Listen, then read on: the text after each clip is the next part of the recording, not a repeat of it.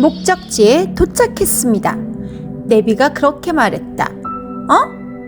그런데 눈앞에 보이는 건 쿠땡이 아니라 LX 칼텍스? 잘못 왔나? 주소는 맞는데. 나는 차를 세우고 또 돌았다. 한 바퀴, 두 바퀴, 세 바퀴, 네 바퀴. 아니 도대체 쿠땡은 어디에 있는 거야? 정말. 결국 나중에 알았다. 쿠땡은 2층이었고 내가 본 건 3층 간판이었다. 그때 헛없는 웃음이 났다. 그래, 내 인생도 지금 이렇지. 열심히 도는 중이다. 근데 어쩌면 처음부터 제대로 서 있었던 건지도 몰라. 그날 나는 내 인생의 2층으로 올라갔다. 쿠땡 첫날, 나는 변진섭 노래를 들으며 울었다. 내가 가는 이 길이 맞나? 평생 선생님, 소장님 이런 소리만 듣고 살았는데 이 나이에 최저시급의 알바를 처음엔 자존심이 무너졌고 그 다음엔 체력이 무너졌다. 그리고 마지막엔 마음이 무너졌다. 나는 낮에 사무실에 앉아 전화 받고 서류를 정리한다. 제발 오늘 계약 하나라도 쓰면 좋겠다. 제발 전화 좀. 그게 매일의 바람이었다. 하지만 현실은 냉정했다. 대출은 끊겼고 집이 두 채 있는 사람들은 피눈물을 흘리며 집을 팔아야 했다. 전화는 끊기고 사람들은 바빴고 절망했으며 나는 점점 작아졌다. 그래서 결국 저녁 7시부터 새벽 1시까지의 알바. 7시에 가려면 사무실에서 5시 반엔 나와야 했다. 새벽 1시에 일이 끝나면 집에 도착해서 씻고 나면 새벽 2시 반. 그때야 겨우 하루가 끝났나 싶을 때쯤 나는 다시 핸드폰을 켠다. 내일은 조금 더 시급이 센 알바가 없을까? 내일은 조금 더 돈 많이 주는 알바가 없을까?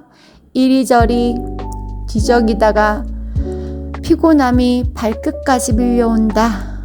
침대에 누우면 다리가 쑤시고 손끝은 아직도 박스를 잡고 있는 듯하다. 눈은 감기는데 마음은 깨어 있었다.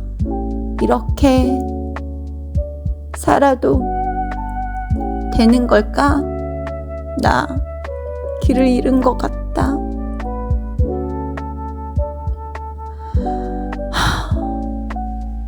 헤매어도 길을 잃지는 말아야 하는데 나는 헤매는 중인 걸까? 잃은 걸까? 그런 생각이 밀려올 때마다 나는 스스로를 다독였다. 그래, 기왕 시작한 거 5일만 채우자. 5일을 채우면 주휴수당을 준대. 그거라도 받자. 그게 내 목표였다. 첫날은 버텼다. 둘째 날은 눈이 반쯤 감겼다. 셋째 날은 무릎이 덜덜 떨렸고 넷째 날은 머리가 핑 돌았다. 그리고 다섯째 날은 눈물이 터질 것만 같았다. 그날은 낮에 사무실에서 전화 몇 통을 돌리고 서류를 정리하다 말고 멍해졌다. 급 허기가 밀려왔다. 냉장고엔 쉬어 빠진 김치. 점심은 당근에서 산 700원짜리 사발면 하나. 그걸 끓여 먹으며 중얼거렸다. 그래도 따뜻하네. 웃으며 한 입 먹었는데 눈물이 뚝 떨어졌다. 그게 웃음인지 울음인지 나도 모르겠다. 밤이 오면 또 박스를 들었다. 몸은 이미 한계였지만 5일만 채우자. 그게 내 주문이었다. 그리고 그날 새벽 옆에서 일하던 아저씨가 말을 했다. 힘들죠? 그래도 내일이면 5일이라니 조금만 더 버텨봐요. 그 말이 그날 내 모든 위로였다. 그곳엔 정말 다양한 사람들이 있었다. 매일 얼굴을 보는 저 남자. 우와, 진짜 힘들 텐데 어떻게 매일 나오지? 나는 매일 나가고 있는 나도 너무나 대견한 터였다. 그리고 말을 걸었다. 혹시 낮에는 일 안 하세요? 그리고 매일 나오시는 거예요? 그 남자의 말은 내 가슴에 허를 찔렀다. 아니요, 저는 대기업 수리기사예요. 낮에는 출근해서 일을 하다가 밤에는 굿땡 야간조로 알바를 하고 있지요. 그러면은 도대체 하루에 얼마나 주무세요? 저는 하루에 한 2-3시간 잘걸요? 혹시 집에 아프신 분이 계셔서? 아니에요. 가족이 있으니까요. 저에겐 사랑스러운 아내가 있어요. 저는 저희 아내를 행복하게 해주고 싶어요. 우와, 그에게서 광이 났다. 얼마나 멋졌는지. 대단하다 진짜. 그리고 나의 관심을 끈 또 다른 언니. 아마 나보다는 나이가 조금 있어 보여서 난 언니라고 부르겠다. 아니, 맨날 저녁에서 새벽까지 일을 하고 가는데 그 언니는 풀 메이크업을 하고 굿땡을 왔다. 그래서 너무나 궁금했다. 왜 저렇게 풀 메이크업을 하고 오시는 걸까? 라고 해서 언니한테 물었다. 언니도 혹시 낮에 출근했다 오세요? 아우, 그럼 낮에 출근했다가 오지. 띵용용용용용. 우와, 대단하다. 나도 힘든데 언니가 낮에 출근을 했다가 와, 그 풀메를 한 채 그대로 굿땡을 와서 알바를 하는 거다. 그 말에 나는 고개가 숙여졌다. 남자아이지만 예쁘장하게 생긴 남자아이도 있었다. 그 아이도 3일 연속을 계속 봤다. 물었다. 아유, 너는 진짜 너 이렇게 성실한 것 같다. 넌 얼굴도 예쁘게 생겨가지고 몇 살이야? 네, 저는 23살입니다. 오이? 23살? 되게 어려 보이는데. 우와, 근데 힘들지 않아요? 네, 저는 학비도 용돈도 제가 다 벌어요. 그래서 해야만 해요. 하고 피식 웃는다. 그 남자아이는 참으로 성실하게 일을 하는 아이였다. 그래, 우리 딸들은 이런 남자를 만나야 되는데. 정말 멋있다. 그리고 그곳의 직원들도 하나같이 인상적이었다. 거의 내가 하는 업무를 담당하고 계시는 분은 무뚝뚝하며 사투리를 쓰는 직원분이시다. 처음에 화난 줄 알았다. 근데 그분은 원래 말투가 그렇다.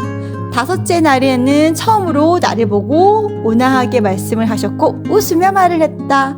이제는 내 얼굴이 좀 익숙하신가 보다. 오늘은 좀 덜 힘들죠? 화이팅! 잘하셨어요. 그 한마디가 그렇게 따뜻했다. 그리고 팔에 문신이 가득한 청년도 있었다. 후덜덜덜덜덜. 하지만 그건 선입견이었다. 얼마나 다정하던지. 괜찮아요. 처음엔 다 헤매요. 그 말이 이상하게 마음을 녹였다. 그리고 키 크고 마른 남자 직원도 있었다. 그분은 힘들지 않아요. 물이라도 좀 드세요. 자상함 그 자체였다. 그리고 내가 첫날 나를 담당하셨던 그 빨간 립스틱이 잘 어울리는 그 여자 직원은 언제나 환하게 인사했다. 오늘도 수고 많으셨습니다. 어쩜 저렇게 다정스러울까? 긴 머리 여자분은 묵묵히 자기 자리를 지켰다. 상냥하지도 무뚝뚝하지도 않았다. 그 모습이 단단해서 나도 괜히 어깨를 폈다. 그리고 나의 관심을 끌었던 구석에서 상자를 정리하시는 어르신 2분. 아마도 60대이실 것 같다고 나는 짐작을 한다. 상자를 정리하는 일이 쉬워 보이지만 하루에도 몇십 번, 몇백 번의 허리를 숙이고 또 숙이고 또 숙이고 그렇게 박스를 펼치고 모으고, 와, 정말 대단한 일이다. 단순한 일 같지만 그분들의 손등에는 존경이 새겨져 있었다. 그곳은 단순한 일터가 아니었다. 사람들이 사람으로 살아가는 곳, 시급이 아니라 마음으로 움직이는 곳이었다. 일이 끝나고 새벽에 집에 가면 남편은 여전히 소파에 누워서 TV를 보고 있거나 잠을 자고 있다. 나는 그걸 보고 쭈글거린다. 아이고 내 인생아, 아이고야. 하지만 다음날 딸들이 내게 말했다. 엄마, 이제부터 저희가 할 수 있는 건 저희가 할게요. 우리 딸들은 이제 곧 대학을 진학할 아이들이다. 그런데 학교를 다니면서도 고깃집에서 아르바이트를 하고 굿땡에 가서 아르바이트를 한다. 근데 딸은 내게 말했다. 엄마, 이제부터 제 학원비는 제가 알아서 낼게요. 신경 쓰지 마세요. 우리 엄마 화이팅! 작은 딸도 말했다. 저도 이제부터 용돈 안 줘도 돼요. 제가 알아서 할게요. 그 말을 듣는데 가슴이 덜컥 무너졌다. 그래, 이게 내가 오이를 채운 이유구나. 내가 버틴 건 돈 때문이 아니라 이 아이들이 포기하지 않게 하려는 마음 때문이었다. 내가 이렇게 애쓰고 있으면 우리 아이들도 이 세상에서 중요한 자리에서 버티며 살아갈 힘을 얻지 않을까? 그런 나의 바람이 아이들에게 고스란히 전해진 것 같았다. 며칠 전까지만 해도 나는 변진섭 노래를 들으며 울었다. 그런데 어제는 싸이 노래를 틀었다. 우와! 나 이런 사람이야. 창문을 열고 달리며 바람 속에서 세상이 오랜만에 예뻐 보였다. 내가 웃고 있었다. 진심으로 오랜만에. 나는 길을 잃은 것이 아니었다. 나는 어쩌면 내가 몰랐던 새로운 세상에 발을 딛고 있는 건지도 모르겠다. 그리고 오늘부터 나는 새로운 알바를 시작한다. 물론 낮에는 사무실에 있다가 저녁 6시부터 새벽 4시까지. 여기가 시급을 조금 더 준다고 하니 한번 가볼 참이다.